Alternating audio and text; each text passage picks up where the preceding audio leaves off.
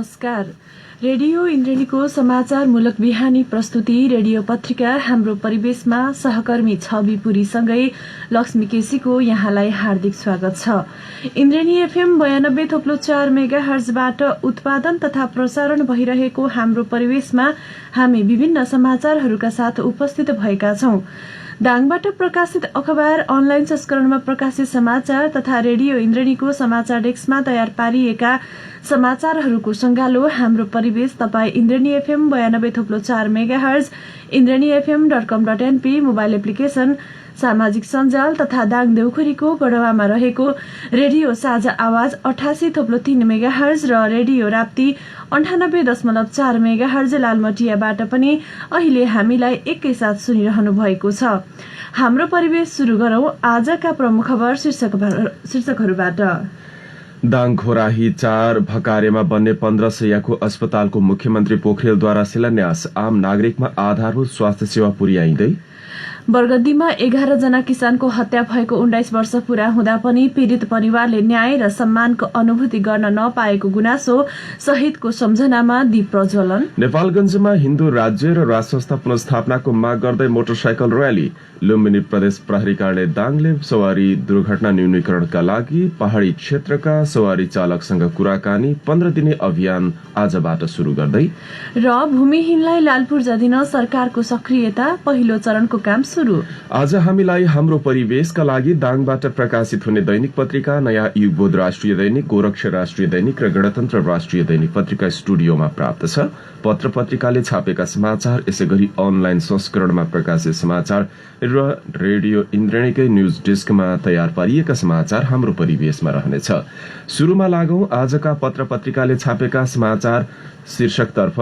हाम्रो परिवेशमा आज नयाँ युग दैनिकले प्रकाशित गरेको मुख्यमन्त्रीद्वारा भकारेमा नगर अस्पताल शिलान्यास, आम नागरिकमा आधारभूत स्वास्थ्य सेवा पुर्याउँछौ शीर्षकको समाचार प्रकाशित गरेको छ भने भूमिहीनलाई लाल पूर्जा दिन सरकारले गृह कार्य थालेको सम्बन्धी समाचार छ। जुर्मुराउँदै हिन्दू राष्ट्रवादीहरू शीर्षकको नेपालगञ्जको यो समाचार आजको अंकमा प्रकाशित गर्दा बरगद्दी हत्याकाण्डको 19 वर्ष पूरा भएको यो अवस्थामा न न्याय पाएको, न पहिचान हुन सकेको, आफूहरूले न्याय र सम्मानको वातावरण अझै पनि पाउन नसकेको पीड़ित परिवारको दुखेसो सहितको समाचार प्रकाशित गरिएको छ। यसैगरी गोरक्ष दैनिकले जोखिम बढ्दो स्वास्थ्य सेवा सुरक्षा घट्दो शीर्षकको समाचार प्रकाशित गरेको छ भने सत्तारूढ़ नेपाल कम्युनिष्ट पार्टी नेकपाको सचिवालयमा 2 अध्यक्षको प्रतिवेदन अब पेश भएको छ। यसलाई गृह कार्य मार्फत छलफल गरेर 16 गते दिउँसो 1 बजे फेरि बैठक बस्ने भएको छ। केही समय अघि नेकपा कार्यकारी अध्यक्ष पुष्पकमल दाहालले प्रतिवेदन पेश गर्दा हिजो अर्का अध्यक्ष केपी शर्मा ओलीले आफ्नो प्रस्ताव पेश गर्नु भएको छ। सो प्रतिवेदनमाथि अब छलफल हुने भएको छ। यो सम्बन्धी समाचार प्रकाशित गरेको छ। व्यवसाय नेतृत्व छनौटका लागि निर्वाचन सकिएको छ, निर्वाचनको परिणाम पनि आइसकेको छ। यो सम्बन्धी समाचार पनि हामीले जोड्दै जानेछौं। इच्छा शक्तिले फेरिएका जीवन शीर्षकको समाचार गणतन्त्र दैनिकले प्रकाशित गरेको छ भने खानेपानीमा राज्यले लगानी थप्नु पर्ने शीर्षकको समाचार प्रकाशित गरेको छ। सुरुमा लागौं स्वास्थ्यसँग जोडिएको समाचार। लुम्बिनी प्रदेशका मुख्यमन्त्री शंकर पोखरेलले आधारभूत स्वास्थ्य सेवा स्थानीय स्तरबाटै प्रभावकारी बनाउने गरी सरकार अघि बढेको सम्बन्धी आफ्नो अभिव्यक्ति दिनुभएको छ। यही सम्बन्धी समाचार पहिलो बनाएका छौं। लुम्बिनी प्रदेशका मुख्यमन्त्री शंकर पोखरेलले आम नागरिकमा आधारभूत स्वास्थ्य सेवा पुर्याइने बताउनु भएको छ। हरेक स्थानीय तहमा 5 देखि 15 शैय्याको अस्पताल स्थापना गर्ने सरकारको अभियान अन्तर्गत घोराही उपमहानगरपालिका स्तरीय अस्पतालको भकारेमा शिलान्यास गर्दै मुख्यमन्त्री पोखरेलले जनता आधारभूत स्वास्थ्य सेवाबाट अब वञ्चित हुन नपर्ने बताउनु भएको हो। मुख्यमन्त्री पोखरेलले जनताको आधारभूत स्वास्थ्यको अधिकारप्रति जिम्मेवार रहेको भन्दै मंसिर 15 गते देशैभरका स्थानीय तहहरूमा एकैसाथ पालिका स्तरीय अस्पतालहरूको शिलान्यास गर्न लागि जानकारी दिनुभयो। सोही कार्यक्रम अन्तर्गतकै अस्पताल भकारीमा आइपुगेको भन्दै मुख्यमन्त्रीले उक्त अस्पताललाई उपमहानगरकै आधारभूत स्वास्थ्य उपचार केन्द्रको रूपमा विकास गरिने बताउनुभयो। राप्ती स्वास्थ्य विज्ञान प्रतिष्ठान स्वायत्त संस्था हो। एकाडेमिक लक्ष्य सहितको भएकाले घोराही उपमहानगरपालिकावासीहरूलाई निशुल्क आधारभूत स्वास्थ्य सेवा पाउन केही समस्या परिरहेको छ। मुख्यमन्त्री पोखरेलले भन्नुभयो, भकारेमा निर्माण हुने अस्पतालबाट नागरिकहरूले निशुल्क स्वास्थ्य सेवा पाउने अब निश्चित भएको छ।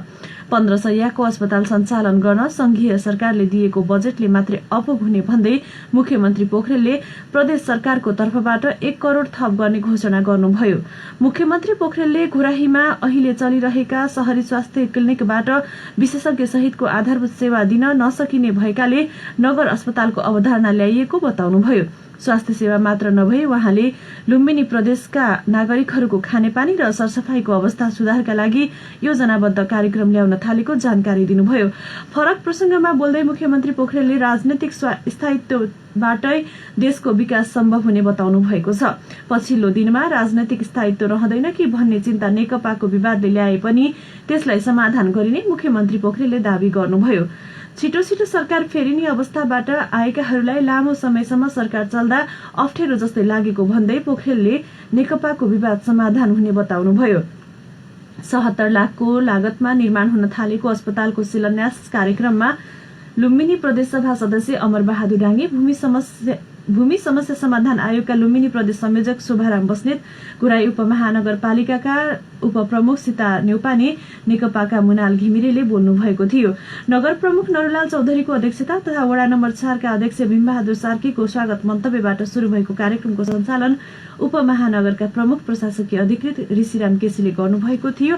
आम नागरिकमा आधारभूत स्वास्थ्य सेवा पुर्याउँछौ, मुख्यमन्त्रीद्वारा भकारेमा नगर अस्पताल शिलान्यास शीर्षकमा तस्बिर सहित नयाँ युग दैनिकमा खबर प्रकाशित छ। यता गोरक्ष राष्ट्रिय दैनिकले भने जोखिम बढ्दो स्वास्थ्य सुरक्षा घट्दो सम्बन्धी समाचार प्रकाशित गरेको छ। सरकारले कोभिड-19 को संक्रमण रोक्न विभिन्न स्वास्थ्य सुरक्षाका मापदण्डहरू बनाएको छ। यातायात, विद्यालय, अस्पताल, सार्वजनिक स्थल लगायतका स्थानमा बेग्ला बेग्लै तर सुरक्षा र सतर्कता भने कसैले पनि ध्यान नदिएको देखिन्छ। चाहे त्यो यातायात क्षेत्र होस् चाहे सरकारी कार्यालयमा। केही दिन अघि तुलसीपुरदेखि वीरगंज जाने गाड़ीमा यात्रुहरू खचाखच थिए। न त्यहाँ सेनिटाइजरको व्यवस्था थियो न त मास्क। यात्रुहरू पनि केहीले मास्क प्रयोग गरेका थिए भने केहीले थिएनन्। घुराहीबाट बुटवलका लागि गाड़ीमा चढेकी एक यात्रुले मास्क आफूले घरमै छाडेको भन्दै गाड़ीका स्टाफसँग माग्नुभयो, तर गाड़ीकामा त्यस्तो व्यवस्था थिएन। स्वयं सहचालक तथा चालकले नै मास्क लगाएका थिएनन्। कोभिड-19 को संक्रमणका कारण दिनहुँ ज्यान गुमाउनेहरूको संख्यामा वृद्धि हुँदा समेत स्वास्थ्य सुरक्षामा कसैले पनि ध्यान दिने गरेको देखिँदैन। त्यस्तै बुटवलको एक अस्पतालमा पनि हात धुने स्थानमा पानी नै थिएन। अस्पतालमै छैन स्वास्थ्य सतर्कता, अन्य स्थानमा के हुने? धारामा पानी आउँदैन न त साबुन छ। दाङ देउखुरीबाट उपचारका लागि त्यहाँ पुगेका जुगलाल चौधरीले गुनासो गर्नुभयो। उहाँले टाढाबाट बसमा चढेर आएकाले साबुन पानीले हात धुने भन्दै त्यो खोजिरहँदा पनि त्यो व्यवस्था हुन नसकेको सुनाउनुभयो। उहाँ जस्तै सबैको स्वास्थ्य सुरक्षाप्रति सम्बन्धित निकायहरू जिम्मेवार हुन नसकेको नागरिकहरू बताउँछन्। स्वयं नागरिक पनि सजग हुनुपर्नेमा सो हुन नसकेको देखिन्छ। मास्क लगाउन सुरक्षाकर्मीले भन्नुपर्छ, आफ्नो सुरक्षा आफै गर्नुपर्ने नागरिकहरूले पनि त्यो सुरक्षा सतर्कता अपनाउन नसकेको देखिन्छ।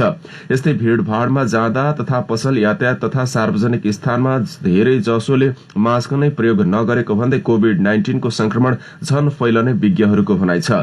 कोभिड-19 को संक्रमणसँगै भीड़भाड़ नगर्ने र एक ठाउँबाट अर्को स्थानमा मानिसहरू काम विशेष बाहेक कतै नजाने भने पनि विभिन्न धार्मिक तथा अन्य गतिविधिहरू पनि अहिले पछिल्लो समय भइरहेका छन्। गतिविधि हुनु स्वाभाविक भए पनि त्यहाँ स्वास्थ्य सुरक्षाका मापदण्डहरू अपनाउनु पर्ने अनिवार्य देखिन्छ। गोरक्ष दैनिकमा समाचार छ। सुकुम्बासी र भूमिहीनहरूलाई लाल पूर्जा वितरण गरी भूमि सम्बन्धी समस्या समाधान गर्न सरकारले पहिलो चरणको तयारी थालेको छ। भूमि समस्या समाधानका लागि गठित आयोगले भूमिहीन तथा सुकुम्बासीलाई लाल पूर्जा वितरण गर्न पहिलो चरणको तयारी अगाडि बढाएको हो। देशभरका स्थानीय तहहरूसँगको समन्वयमा भूमि सम्बन्धी समस्या समाधान आयोगले वास्तविक सुकुम्बासी, भूमिहीन र अव्यवस्थित बसोबास गर्दै आएकाहरूको पहिचान गरी तथ्याङ्क संकलन र उनीहरूको प्रमाणीकरण गर्ने काम अगाडि बढाएको आयोगले जनाएको छ। आयोगले पहिलो चरण अन्तर्गत 100 स्थानीय तहसँगको समन्वयमा लाल पूर्जा वितरण गर्ने गृह कार्य अगाडि बढाएको आयोगका अध्यक्ष देवी प्रसाद गेवालीले बताउनुभयो।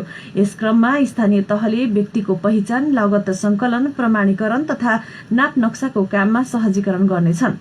आयोगले घर बस्तीमा पुगेर विवरण संकलन गर्नेछ।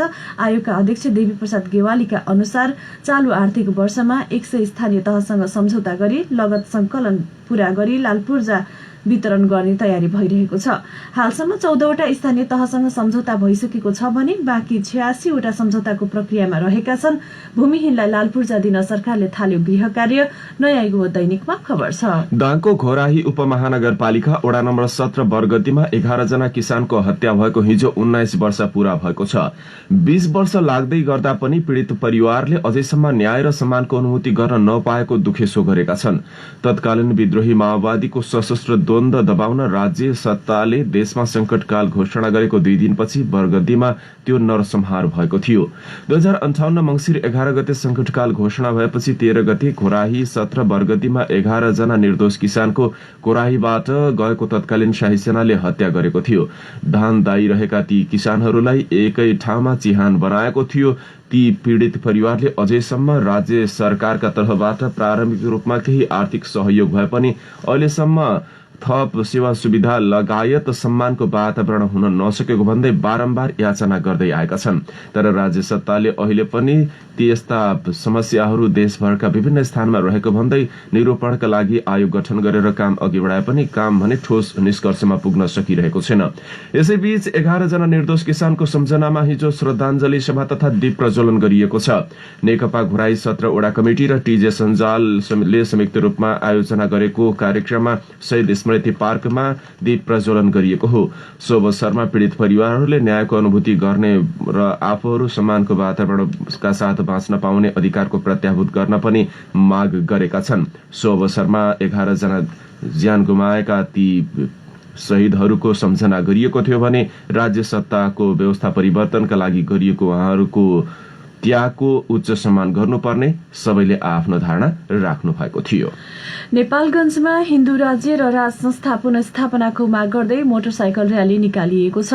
हिन्दू राष्ट्रवादीको आयोजनामा बाँकेको कोहलपुरबाट शुरू भएको मोटरसाइकल र्यालीले नेपालगञ्जको बागेश्वरी मन्दिर, न्यू रोड, पुष्पलाल चोक, सुर्खेत रोडको वीरेन्द्र चोक, बीपी चोक, गणेशमान चोक, चारबाहिनी चोक, भेरी अस्पताल, त्रिभुवन चोक, सदर लाइन हुँदै धम्बौजी चोकसम्म नगर परिक्रमा गरेको थियो। नेपालको राष्ट्रिय झण्डा सहित र्यालीमा सहभागी भएका युवाहरूले हिन्दू राष्ट्र र राज संस्थाको पक्षमा नारा लगाएका थिए। पत्र पत्रिकाले खबर प्रकाशित गरेका छन्। निजी क्षेत्रको महासंग्राम 54औं साधारण सभा मार्फत भएको मतदानको नतिजा सार्वजनिक भएको छ। नेपाल उद्योग वाणिज्य महासंघको 54औं साधारण सभा मार्फत भएको निर्वाचनको परिणाम अनुसार महासंघको वरिष्ठ उपाध्यक्षमा चन्द्र ढकाल विजयी हुनुभएको छ। आज बिहान केही बेर अघि सम्पन्न भएको मतगणनाको अन्तिम परिणाम अनुसार प्रतिद्वन्दी किशोर प्रधानलाई पराजित गर्दै ढकाल महासंघको वरिष्ठ उपाध्यक्षमा विजय हुनुभएको हो। महासंघमा जिल्ला नगरतर्फको मतको 50% हिस्सा रहेको समूहमा कुल 105 मत खसेकोमा ढकालले 52 मत प्राप्त गर्नुभयो भने प्रधानको पक्षमा 53 मत परेको थियो। त्यस्तै 30% हिस्सा रहेको एसोसिएटबाट 897 सदर मत मध्ये ढकालले 522 मत ल्याउँदा प्रधानको पक्षमा 375 मत परेको छ। यस्तै 20% हिस्सा रहेको वस्तुगतमा कुल 98 सदर मतमा ढकालले 59 र किशोर प्रधानले 39 मत ल्याउनुभयो। वरिष्ठ उपाध्यक्षमा विजय हुन 50% भन्दा बढ़ी मतभार चाहिन्छ। यसमा ढकालले 54.26 मतभार प्राप्त गर्नुभएको छ। उहाँका प्रतिद्वन्दी प्रधानले भने बाँकी रहेको 45.74% मतभार प्राप्त गर्नुभयो। निजी क्षेत्रको छात्र संगठन महासंघको नयाँ नेतृत्वका लागि हिजो मतदान भएको थियो भने साँझबाट नै मतगणना शुरू भएको थियो। महासंघको विधान अनुसार वरिष्ठ उपाध्यक्ष नै स्वतः अध्यक्ष हुने भएकाले सो पदमा आकर्षित मानिन्छ। यो साधारण सभाले शेखर गोल्छालाई स्वतः अध्यक्षमा चयन गरिसकेको छ। वरिष्ठ उपाध्यक्षका लागि ढकाल र प्रधान प्यानल नै बनाएर निर्वाचनमा होमिएका थिए। महासंघको नयाँ नेतृत्वका लागि 1 वरिष्ठ उपाध्यक्ष, 3 उपाध्यक्ष र 60 कार्यकारिणी सदस्यका लागि 127 जनाले उम्मेद्वारी दर्ता गराएका थिए। कार्यकारिणी सदस्यतर्फ यसअघि नै राजेन्द्र राउत र सन्दीप अग्रवाल निर्विरोध निर्वाचित भइसक्नु भएको छ भने वस्तुगत तर्फको उपाध्यक्षमा अञ्जन श्रेष्ठ, जिल्ला नगरतर्फको उपाध्यक्षमा दिनेश श्रेष्ठ तथा एसोसिएट तर्फको उपाध्यक्ष पदमा रामचन्द्र संघाई निर्वाचित हुनुभएको छ। महासंघमा वस्तुगत तर्फ 101, जिल्ला तथा नगरमा 105, एसोसिएट तर्फ 903 मतदाता रहनु भएको थियो। यसैबीच दाङबाट 54औं साधारण सभामा नेतृत्वका लागि उम्मेद्वारी दर्ता गराउनुभएका हेमराज बन्जाडे 1 मतले पराजित हुनुभएको छ भने तुलसीपुर उद्योग वाणिज्य संघका निवर्तमान अध्यक्ष समेत रहनुभएका विमल रिजाल पनि 18 मतले पराजित हुनुभएको इन्द्रणी न्यूज डेस्कमा समाचार छ। सरकारले 13वटा स्थानीय तहमा औद्योगिक ग्राम घोषणाको स्वीकृति दिएको छ। आर्थिक वर्ष 77-78 मा 130वटा औद्योगिक ग्राम घोषणा गर्ने सरकारको नीति अनुसार प्रक्रिया पूरा गरेका 13वटा प्रस्ताव स्वीकृत भएको उद्योग वाणिज्य तथा आपूर्ति मन्त्रालयले जनाएको छ। गत भदौमा प्रस्ताव आह्वान गरिएको थियो। प्रदेश नम्बर 1 को उदयपुरको बेलका नगरपालिका र रौतामाई गाउँपालिकामा औद्योगिक ग्राम स्थापनाको प्रस्ताव मन्त्रालयले स्वीकृति गरेको छ। त्यस्तै तेह्रथुमको म्याङलुङ गाउँपालिकामा औद्योगिक ग्राम स्थापना गरिने भएको छ। बागमती प्रदेशको नुवाकोटको विदुर नगरपालिकामा पनि औद्योगिक ग्राम स्थापना स्वीकृति प्राप्त भएको छ। स्वीकृति अनुसार कर्णाली प्रदेश जाजरकोटको शिवालय नगरपालिका, सुर्खेतको भेरीगंगा नगरपालिका र चौकी गाउँपालिकामा औद्योगिक ग्राम स्थापना गरिने भएको छ। गण्डकी प्रदेशको स्याङ्जाको काली गण्डकी गाउँपालिका, तनहुँको भानु नगरपालिका, नवलपुर परासी बर्दगाड सुस्ता पूर्वको बौदी काली गाउँपालिका, मनाङको चामे गाउँपालिका, पर्वतको कुस्मा नगरपालिका औद्योगिक ग्राम स्थापना हुने भएका हुन्। त्यस्तै सुदूरपश्चिम प्रदेश बैतडीको पञ्चेश्वर गाउँपालिकामा औद्योगिक ग्राम स्थापना हुने भएको छ। प्रत्येक स्थानीय तहमा एक औद्योगिक ग्राम स्थापना गरी सञ्चालनमा ल्याउने नीति अनुसार गत वर्षदेखि औद्योगिक ग्राम घोषणा गरिँदै आएको छ। गत वर्ष 45वटा स्थानीय तहमा औद्योगिक ग्राम घोषणा गरी निर्माण कार्य अघि बढाइएको छ। 13 स्थानीय तहमा औद्योगिक ग्रामको स्वीकृति गोरक्ष दैनिकमा खबर छ। लुम्बिनी प्रदेश प्रहरी कार्यालय दाङले सवारी दुर्घटना न्यूनीकरणका लागि अब चालकसँग कुराकानी 15 दिने अभियान आजबाट शुरू गर्दैछ। प्रदेशका पहाड़ी जिल्लाहरू रुकुम पूर्व, रोल्पा, प्युठान, अर्घाखाँची, गुल्मी, पाल्पा लगायतका जिल्लाहरूमा सञ्चालनमा रहेका सवारी साधनमा दुर्घटना बढ़ेको भन्दै सो दुर्घटना न्यूनीकरणका लागि 15 दिने अभियान शुरू गर्न लागेको प्रदेश प्रहरी कार्यालयले जानकारी गराएको छ। अभियानमा चालक प्रशिक्षण, व्यवसायसँग समन्वय, सवारी साधनको जाँच, सवारी साधनको यान्त्रिक अवस्था, ओभरलोड, ओभर स्पीड, मापसे जाँच लगायतलाई प्रभावकारी बनाउने जस्ता कार्य गरिने कार्यालयका प्रवक्ता वरिष्ठ प्रहरी उपरीक्षक राजकुमार वैदवारले जानकारी दिनुभयो। अभियानमा प्रदेश ट्राफिक प्रहरी कार्यालयको समन्वय र जिल्ला प्रहरी कार्यालय, ट्राफिक प्रहरी कार्यालयहरूले सवारी साधनका चालकहरूसँग भेटघाट, समस्या र दुर्घटना न्यूनीकरणमा चालकको भूमिका बारेमा पनि आजबाट मंसिर 30 गतेसम्म अभियान घनीभूत रूपमा सञ्चालन गर्ने निर्णय भएको छ, जस अनुसार आजबाट सो अभियान शुरू हुन लागेको इन्द्रणी न्यूज डेस्कमा समाचार छ। प्रगतिशील लेखक संघ नेपाल दाङ शाखाले आफ्नो 28औं स्थापना दिवसमा 5 जना लेखक साहित्यकारहरूलाई पुरस्कृत गर्ने भएको छ भने 1 जना वरिष्ठ लेखकलाई सम्मानित गर्ने भएको छ। प्रगतिशील लेखक संघ नेपाल दाङ शाखाले गठन गरेको प्रतिभा छनौट समितिको शनिबार बसेको बैठकले पुरस्कृत प्रतिभाहरूलाई छनौट गरेको हो। शाखा अध्यक्ष तथा प्रतिभा छनौट समितिका संयोजक र सदस्यहरू पुरुषोत्तम खनाल र शरद अधिकारीको बैठकले यस वर्षको प्रगतिशील साहित्य पुरस्कार गायक तथा साहित्यकार नारायण योगीलाई प्रदान गर्ने निर्णय गरेको छ। यसैगरी चिन्तामणि जमुना साहित्य पुरस्कार साहित्यकार तथा राजनीतिक कर्मी निर्मल आचार्य सौगातलाई, अनन्त टीका प्रतिभा पुरस्कार पत्रकार तथा साहित्यकार सबिन प्रियासनलाई प्रदान गर्ने निर्णय गरेको छ। 3 वटै पुरस्कार 10,000 राशिका रहेका छन्। यसैगरी गोविन्द चिस सर्जक पुरस्कार पत्रकार तथा साहित्यकार सन्तोष दहितलाई र गोविन्द गेवाली साहित्य पुरस्कार पत्रकार तथा साहित्यकार रिता लामालाई प्रदान गर्ने निर्णय गरिएको छ। प्रगतिशील लेखक संघमा स्थापना गरिएका 5वटा पुरस्कार मध्ये प्रलेश पुरस्कार प्रगतिशील लेखक संघ नेपाल दाङ शाखाको आफ्नै पुरस्कार हो। यस्तै चिन्तामणि जमुना साहित्य पुरस्कारको स्थापना रामप्रसाद जैसी र नारदमणि पोखरेलले गर्नुभएको हो। यस्तै साहित्यकार पदमप्रसाद शर्मा र शान्तादेवी शर्माले अनन्त टीका प्रतिभा पुरस्कार स्थापना गर्नुभएको हो। यसैगरी गोविन्द चिज सर्जक पुरस्कार श्यामचिजले स्थापना गर्नुभएको हो भने गोविन्द गेवाली साहित्य पुरस्कार साहित्यकार भक्तिराम गेवालीले स्थापना गर्नुभएको हो। प्रगतिशील लेखक संघ नेपाल दाङ शाखाले यस वर्ष वरिष्ठ साहित्यकार देवमणि देवकोटालाई सम्मान गर्ने भएको छ। प्रगतिशील लेखक संघ नेपाल दाङ शाखाले आगामी पुस 3 गतेका दिन आयोजना गर्ने स्थापना दिवसमा पुरस्कार वितरण गर्ने र सम्मान गर्ने कार्यक्रम रहेको शाखा अध्यक्ष भुवन देवकोटाले बताउनुभयो। प्रलेशको स्थापना दिवसमा स्रष्टाहरू पुरस्कृत गोरक्ष दैनिकमा खबर छ।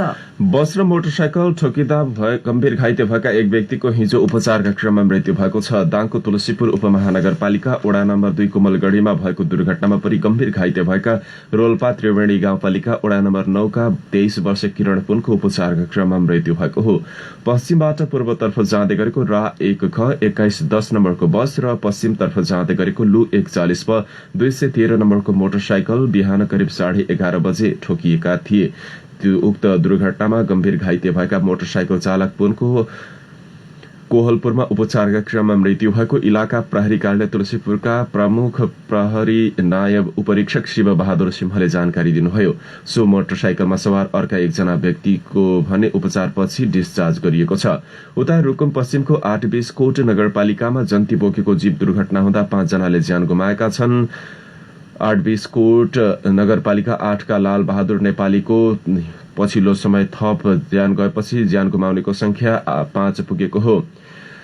शुक्रबार बेलुकी जन्ती लिएर घारी खोला फर्किरहेको राह 1J 589 नम्बरको जीप दाजे भन्ने स्थानमा दुर्घटनाग्रस्त भएको थियो। सो दुर्घटनामा परि 8 कोट नगरपालिका 8 का कालीभान नेपाली, आइते चनारा, गोरे नेपाली र सार्के नेपालीको पनि ज्यान गएको थियो। यस्तै रोल्पामा 2 पुरुषको शव फेला परेको छ। जिल्लाको सुनिल स्मृति गाउँपालिका 4 जिल्ला खोलामा 3 र 4 मिटरको दूरी फरकमा 2 जना पुरुषको शव फेला परेको रोल्पाका प्रहरी प्रमुख उपरीक्षक नरेश सुवेदीले जानकारी दिनुभयो।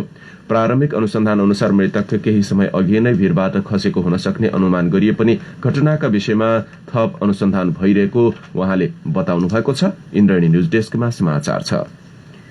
महिला स्वास्थ्य स्वयंसेविकाका लागि कोभिड-19 प्रतिकार सम्बन्धी 1 दिने अभिमुखीकरण कार्यक्रम शनिबार तुलसीपुरमा सम्पन्न भएको छ। नवजागरण महिला तथा बाल संरक्षण केन्द्र न्युसिपिसी दाङको आयोजना तथा युनिसेफको सहयोग एवं तुलसीपुर उपमहानगरपालिकाको सहकार्यमा भएको कार्यक्रममा नगर क्षेत्रका महिला स्वास्थ्य स्वयंसेविकाहरूको सहभागिता रहेको थियो। सो अवसरमा न्युसिपिसी दाङका संस्थापक अध्यक्ष तथा तुलसीपुर उपमहानगरपालिका वडा नम्बर 6 का वडा अध्यक्ष एवं कार्यक्रमका सहस्कर्ता नवराज लामिछानेले कोभिड-19 बारे समुदाय स्तरमा जनचेतना फैलाउन स्वास्थ्य स्वयंसेविकाहरूलाई आग्रह गर्नुभयो। कोरोना सचेतना गाउँ गाउँमा पुर्याइँदै गणतन्त्र दैनिकमा खबर छ। भारतीय नम्बरबाट शुक्रबार बिहान 9 बजे श्रीमती भगवती केसीलाई फोन आयो। अपरिचित भारतीय नम्बरबाट फोन त आयो, तर दुःखद घटनाको फोन। तपाईको श्रीमानलाई गोली लागेको छ, भेट्न आउनुहोस्, म उहाँको साथी हो। त्यस लगत्तै बुवा लाल बहादुर केसीले सोही नम्बरमा फोन गरेर विस्तृत रूपमा बुझ्दा मृत्यु भइसकेको भन्ने जानकारी आयो। भारतको जम्मू कश्मीरमा ड्युटी बसिरहेका बेला 4-5 जना वटा कारमा आएकाहरूले गोली हानेर भागेछन्। मृतकका दाई तुलसी केसीले भन्नुभयो सँगै उसको भारतीय साथीको पनि मृत्यु भएछ।